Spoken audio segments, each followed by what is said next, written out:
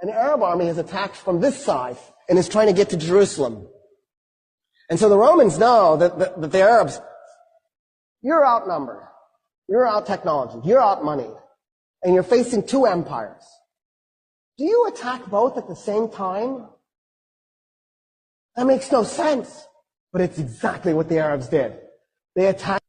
So he very politely backs his army up from the bridge and the ford and split it into 3 5,000-man units. He liked that.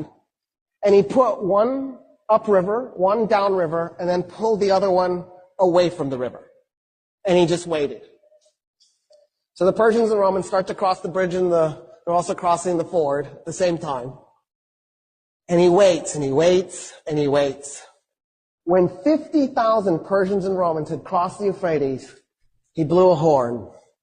The men that were up and down river attacked them by going along the riverbank and tried to then merge at the bridge and the ford so that they would cut the guys who had crossed off from the guys on the other side. Then what Khalid did was he took the 5,000 men who, against 50,000, and he has them charge into him. And he had his men as thin as possible. And then he backs his men up. And then he charges again. And then he backs his men up. And he charges again. And every time his horses go in to those men, it compressed them a little bit. It compressed them a little bit more. So after a while, the Persians and the Romans are so compressed they can't move their arms, they can't swing their weapons. He's just compacted them together. And they realize what he's done to them. And they panic. And they turn around to run back to the river to cross it. 50,000 men turning all at once to stampede. You could hear the bones breaking. And then the Muslim Arabs just went in and started killing them as they were running.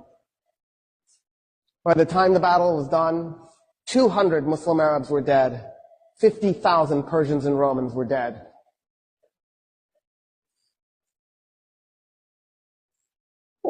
What is this?